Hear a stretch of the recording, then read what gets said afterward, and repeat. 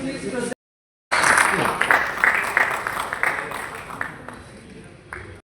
A lot of overlaps with the hospitality.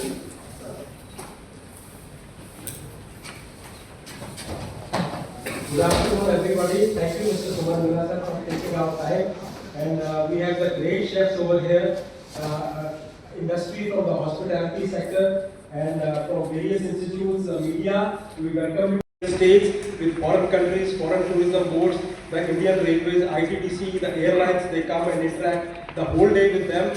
And then we make, after every event, a knowledge report which we submit. And we also do golf tourism conclave every year at different cities of India to promote the golf tourism. And then, we have started this budding manager, but now we converted, as Madam told, we elaborate on this, because this is the need of the future. Because our Manjeet Gill chef Sibal, who are my old colleagues also in ITC, and they said whenever a tourist is visiting, before visiting any monument or going for a sightseeing, he must eat something.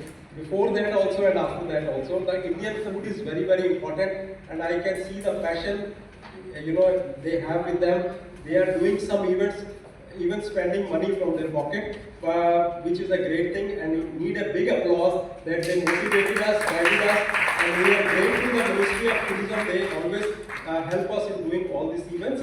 And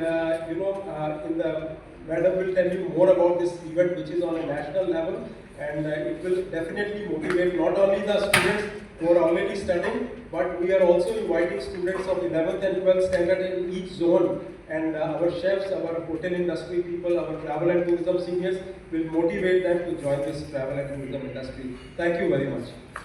Initiative. So let's begin with this. Of course, we thank all the steering committee members for their support and their aids.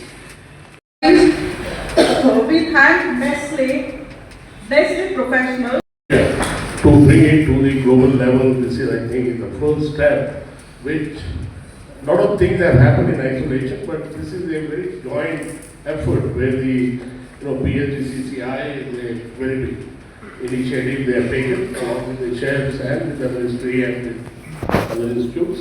So I am sure that this will definitely reach to a very high level. We have very big dreams about this, and I am sure we will be able to achieve, as the ma'am has shown you, the 3-year vision, and then further when we go, I think we will achieve very big heights, and Indian food globally will be reached to the people in the right perception as what Indian food is, not whatever the wrong impressions people have in their mind about food. We have to correct it as our heritage, as our legacy is.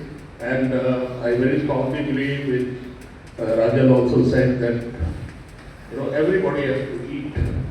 It doesn't matter what interest of tourism you have. And historically we have seen the countries who have very high tourism turnover is basically on the food, on the wine. So India is very, very strong as heritage, with the knowledge, and which the really world needs to be know also. We can have, I think India's biggest soft power is the food knowledge. And that's, we think that with this initiative we'll be able to go step by step, and one day we'll achieve what we wanted. Thank you very much. And friends, there are two things which are areas of concern in gastronomy for the Ministry of Tourism.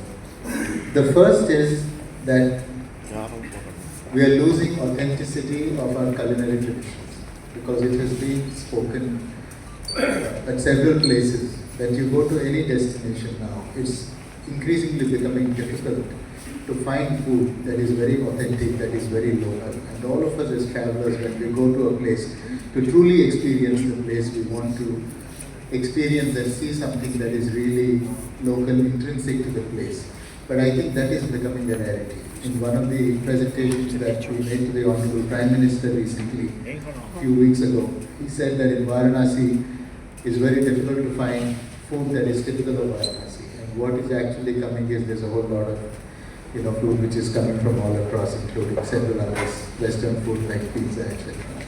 So I think one thing that we need to do is to see as to how we can reinforce our culinary traditions, that we do not lose the cooking skills and the tradition that we have built over several decades, through households and through the good work of several chefs who have come.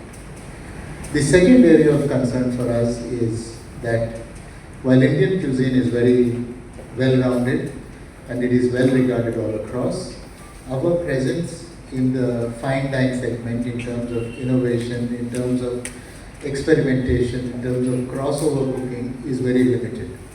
And I think this is something that India needs to do well.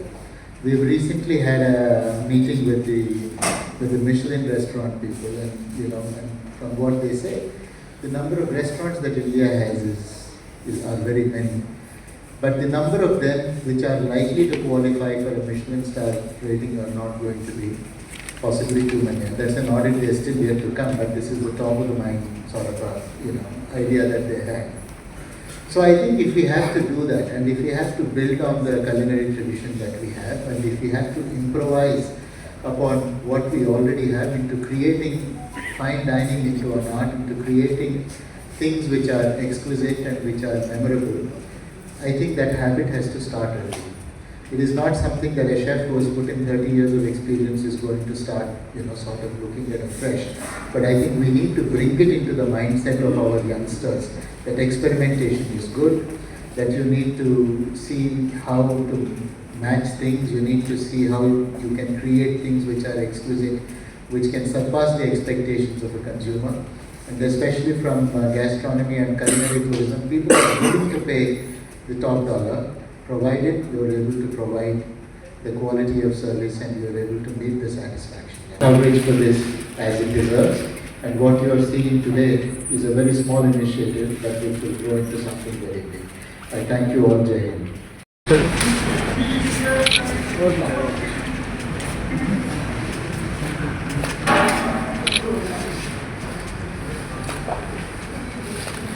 Wait.